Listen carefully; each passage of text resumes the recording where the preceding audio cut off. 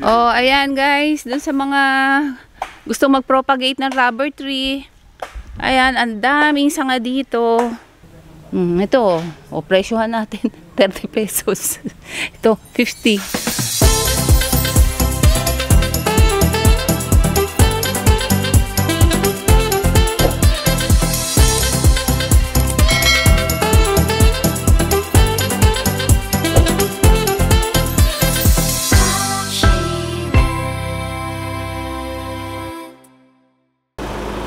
Hello guys, andito tayo ngayon sa Indang, dito sa farm. Nagpapatabas tayo kasi masukal na.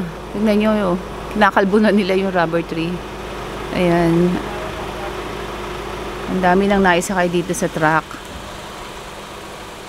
Ayan, lalaki ng mga sanga, oh. Madakta, no? Ayan, no? Nagbabaksakan nga yung dakta, eh, oh. Sino nagtatabas sa taas? Si Nani. Ang lalaki nito. Ayaw yung cut nyo muna ng maliliit na putol. Ito guys, ang dami, oh. Ang rubber trees dito lang sa area na to, parang ito yata. Ito, oh. Kasi nga sukal na. Ayan, nagpapatanggal kami. Dati, di ba, na-mention ko rin sa inyo, yearly, nagpapatabas kami. Eh, ito, ilang years na hindi napatabas. Ang dami, ayan, oh. Mabilis naman kasing tumubo. Naalala ko tuloy ng pandemic. Ang dami pumupunta dito nang hihingi ng sanga kasi po-propagate nila. Pero yun yung dami nito. Kung panahon ng pandemic, laki ng kita ko dito. And pero yun yung bawat sanga. Meron pa nga yung inaanak ko sa kasal. Bali, nagreklamo nga siya dahil, ewan ko kung saan lugar siya nakabili. Parang healthy daw nung rubber tree na nabili niya. Yung pala walang ugat. Parang kumbaga pinutol lang, tapos saka itinanim lang. Dalawa yan rubber tree, saka fiddle leaf. Diba? Fiddle leaf, fig tree. Yan. Lalaki na nito. Dati nga mga ganto-ganto lang, oh. Kapra-kapraso lang na ganito. Magkano? Yan, yung ganyan, diba? Pag namimili ako ng halaman, 1.8. Diba? 1.8 isang praso. Nagrereklamo nga si Edwin, dami daw dakta. Makati daw. Yun, tinatabas nila. Yan. Ano gagawin dito? Sisilaban nyo na lang? Sayang naman yung kahoy, Edwin. Siguro yung kahoy, itabi nyo. Tapos yung mga dahon na lang ang silaban. Diba? Ano pa lang to guys? Dalawa pa lang. Yan, laki na ng puno niya, oh. Ito pa. So, hindi pa tapos kasi nakaharang dito. Nung isang linggo naman, ang tinabasan namin yung mga puno ng duhat. Doon sa may White House naman yun. Marami-rami pa bubunuin nyo, Edwin. Doon, tatabasan nyo na rin yun. Doon sa malapit sa pader. Daming linisan. Ito, ang ganda ng kulay nito, oh. Pag yung mga bagong tubo. Ayan. Ganda ng kulay. Ito yung sinasabi ko sa inyo, guys. Pag may farm, daming trabaho. Yung mga kalachuchi, sila ngayon? Ano ba tawag doon? Lagas. Ayan. Pero pag yung panahon ng mapumulaklak, pakaganda. Iba-ibang kulay. Mang Nato, naglilinya kayo? Saan pinadadaan? Oo. Ito guys, ito. Rubber tree. 3 ang rubber trees dito sa area na. 3 ba? 4? 3. Ito, laki, oh. Ito naman yung ibang variety to. Lemon lime. May ibang tawag dyan, pero nasanay na akong tawagin na lemon lime. Puro mga puno nga, Doon, African tulip naman yun. Yung may kulay dilaw na bulaklak. Diba? Kahit ako sa yan, yung mga yung parang siya, hawig sa fire tree, yung kabalyero. O ayun, yun naman, ayun, African tulip naman yun. Meron din nun sa events place natin. Yung mga punong yan, halos kasabay nitong bahay, nung itinanim sila. Pero hindi namin in-expect na lalaki ng ganyan yung mga yan. Mga dambuhala na sila, Dito, oh, halos hindi na makapasok ang araw dito. Lalaki. Mga nagbabaging na. Yung isa naman, tabi ng kalsada. Yun yung kitang-kita sa kalsada. Kaya, nung panahon na sikat na rubber tree, yung mga dumadaan dyan, natatanaw yan, kumakatok kila nani, nangihingi ng mga sanga. O, binibigyan naman. Eh, ngayon, Diyos ko po, napakadami. Truck na sanga. Ay, Diyos ko, day. Tingnan nyo, dumi. Oh my God. Tingnan nyo, dumi. Pati swimming pool, oh. Kulay itim na. Ano ba yan? Ayan, tingnan nyo dahon. Parang binagyo. Gulay. Ayan, oh. Oh my God. Ayan. Alam nyo ba na trivia na yung kauna-unahang vlog ko about sa plants, dito ko ginawa. Dito sa kubo dito. Ayan. Skuday, daming trabaho guys. Tignan nyo, oh. Ba't kaya biglang dumaming ganito, oh? Ayan. Ah, hindi, baka hindi naman dito nagtabas eh.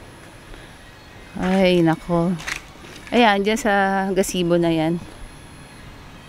Diyan ako nag-vlog about nga sa rubber trees. Tapos, dati kasi binavlog ko yung mga battle arts lang. Tapos, ang mga nanonood lang sa akin, yung mga kaibigan ko, mga dati kong ka-office mate. Basta ganun lang kasi parang ginawa naming hobby yung yung air dry, ano matawag na? Yeah, air dry clay. Tapos yung mga decoupage. Nag-decoupage kami ng mga bote. Ayan, tapos sabi nga ni Camille, Mami, bakit hindi ka total sikat ang mga halaman ngayon, bakit hindi ka mag-vlog ng halaman, total lagi ka namimili ng halaman. So, ayun, nung mag-vlog ako, ano pa yun ha, cellphone lang ang gamit ko. Hindi intended na talaga mag-vlog ako ng sa halaman. Basta, naisipan ko lang, habang nainip ako, nakaupo lang ako dyan. Sinabi ko lang itong mga rubber trees, pinakita ko lang. Ayun, nagulat ako, ang daming mga nag-like, tapos sabi ko, mga hindi ko kaya kakilala to ah. Tapos sunod-sunod, ang dami. Tapos may iba nag-subscribe. Yung pala, nagtitrending nun yung rubber trees. Kaya, laki rin ang pasasalamat ko sa rubber tree. Laki pasasalamat ko rin doon sa vlog na yon. Dahil doon, ayan, nagkakakilala tayo. Oo, wag niyo munang sunugin agad, baka may manghihingi, ano. O kaya naman yung ibang manghihingi, pwedeng patabasin mo na lang dyan. Oh, ayan guys, dun sa mga gusto mag-propagate ng rubber tree, ayan, ang daming sanga dito.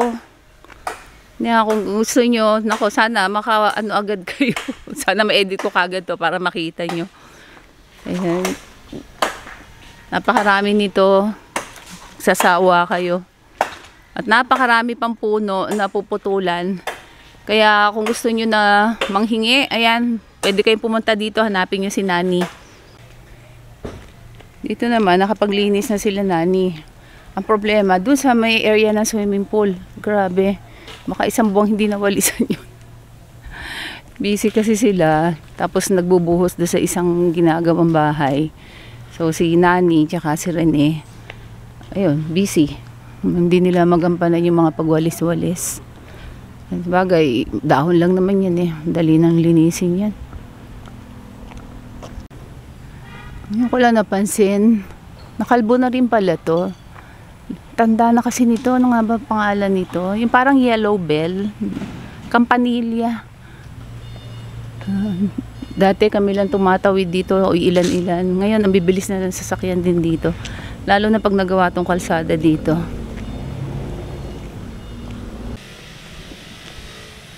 Ang dami na namang baksak ko. Nung last na punta namin, namulot ako nitong mga passion fruits na to. Kasi favorite to ni Maribel, yung tao namin sa office. Ayan, mga nabubulok na nga lang dyan eh. Ang dami kong nakuha. Ngayon ito, ang dami na naman, no? Ang tamis niya, no? Isang beses nagbukas ako eh. Ang tamis. Wala siyang sira, oh. Oh. Tapos nung nagpunta ako sa sa Tagaytay, bumili kasi ako ng tinapa, tsaka ng mga prutas. Nakita ko, tinitinda nila to. 70 pesos per kilo. Ayan. Ganda. Teka nga. Tingnan natin to ibang nakaano. Pakukuha ko to mamaya. Oh, ayan oh. Mga walang tama. Itong isa hilaw pa to eh. Ayan. Ito pa oh. Tingnan natin. Yan. Yan. Ito pa. Ay, hindi. Parang kulubot na yun. Ayoko pumasok ko sa loob. May putik eh.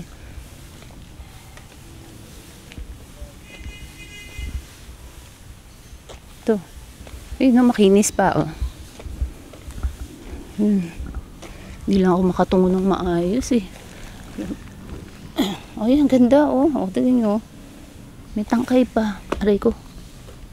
Wala na yata yung mga Sansevieria ko sa Laguna. Pakuha ko nga to. Ayan oh. Tapos ito yung yellow iris to. Ayun, ayun yun. Ayun. No, isang beses nagpunta kami ng Kalawan. Bumili sila early. Blue. Blue naman yung bulaklak niya. Ito dilaw. Ayun. Yan. Makakalat lang dyan.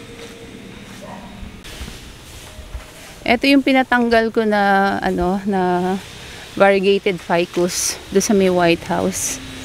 Ayan, dito muna nilagay ni Nani. Tapos patatanim ko na sa ginagawang bahay sa kabila. Dami na naman basura. Ito yung mga pinagtabasan ng duhat sa mangga. Last week, hindi pa nasusunog. Teka lang ha, sandali. Ito ganyan yung kamyas guys.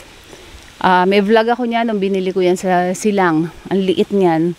Ngayon nakikinabang na sila dyan. Ang daming magbunga nito eh. Pero ngayon walang bunga no? No, naalala ko nung araw, pag yung may mga pantal-pantal kami, halimbawa nahigad. Sabi ng lola namin, kuha kami na yung ilang ganun, yun yung mahaba ano. Tapos ihahataw mo dun sa part na may pantal. Pang-alis ng katinong pantal. Hindi ko pa nga pala na-check after nung itanim yung ano nga ba pangalan nun? Ito yung pinagpalitan eh. Ano nga pangalan nito pusa? Ito guys. Ano kaya nangyari dito? Hiyang kaya to dito. Mainit to eh. Full sun to. Oo. Ganda niya. In fairness, ang ganda niya. Tignan nyo, oh, kaganda. Parang plastic talaga siya, oh. Ay, naku, sana magtuloy-tuloy. Alam nyo yung euphorbia, di ba euphorbia tawag doon? Pag namumulaklak na ganyan, ang ganda yan tignan. Kahit doon sa native house, dati punong-puno ng ganyan. Ang ganda. Matanda ng halaman sa amin yan. Mga propagation na lang ni Nani yan. Yung isang klase na rubber tree na pinakita ko sa inyo kanina, yung puno na, kaya hindi masyado mapansin yung mga dahon. Ganyan yung bulaklak, yung dahon pala. Ganyan yung mga dahon nila. Ang ganda oh. Diba? Lemon lime ang tawag ko dyan. Kagandahan kasi sa rubber tree, yung dahon niya, parang may oil, sobrang kintab, parang ang linis-linis. Pero ito, hindi namin balak palakihin ng kapareho nung naando sa kabila. Kasi mahirap i-maintain. Tignan nyo, hanggang ngayon, baka kulang nga 1 linggo magtaba sila dun eh. Ito sa baba guys, tuloy-tuloy pa rin sila dun sa paggawa ng isang bahay. Ito. Ayan. Ito naman, septic tank para doon sa CR. Tignan nyo daw guys, oh.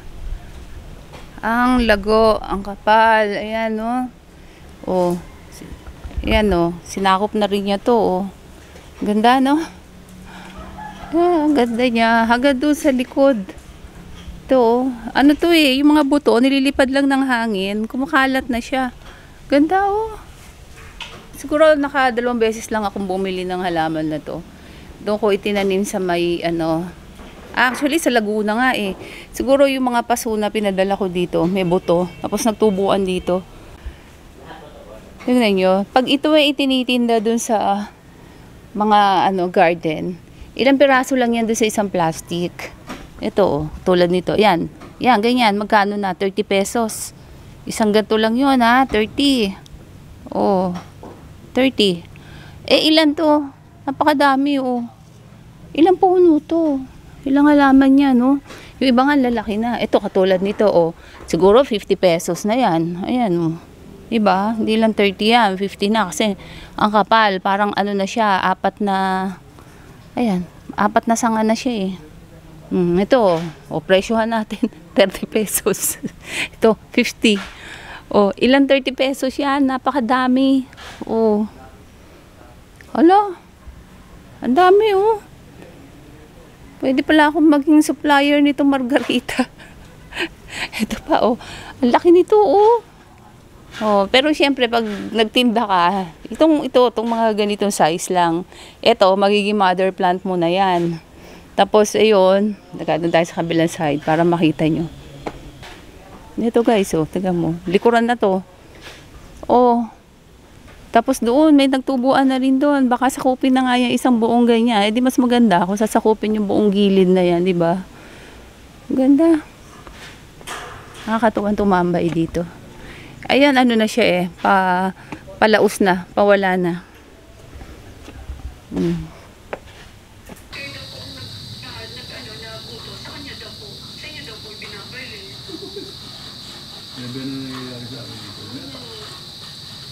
Bibili ko ng sa aking resibo. Dahil naman galing sa Ito guys, kumuha ko ng mga ilang piraso lang. Ay, nahulog. Ayan. Ang gaganda na ng ugat niya, oh. Sa Laguna ko naman dadalhin. Kaunti lang muna kinuha ko kasi hindi ako sure, baka manibago dun, eh. Ayan, pag yung tumubo siya, talaga, kukuha pa ako dito. Dami, eh. Ayan. Guys, yung Sansevieria, parang nauuso na naman ngayon. Kaya kumuha muna ako dito na ilang piraso. Kasi may nakita ako doon sa ilalim ng puno. Buti na nga lang may mga basyo na mga pots. Ayan, hindi ako muna inilagay. Lucky plant daw ngayon yan. Sansevieria. Ito, nadali ko sa Laguna. Naubos na yata yung ganito natin, eh. Tapos ito, propagation ko to. Galing to sa may hagdan. Ang laki na. Sayang nga, nakakapit na pala yung ugat do sa ilalim. Tapos ito yung isa pa, pero ibang klase sa Sansevieria to. Sa Bulacan ko nabili yan dati. Hindi sa Bulacan. Sa Batangas. Ayan. So, ayan. Tapos meron pang iba dito.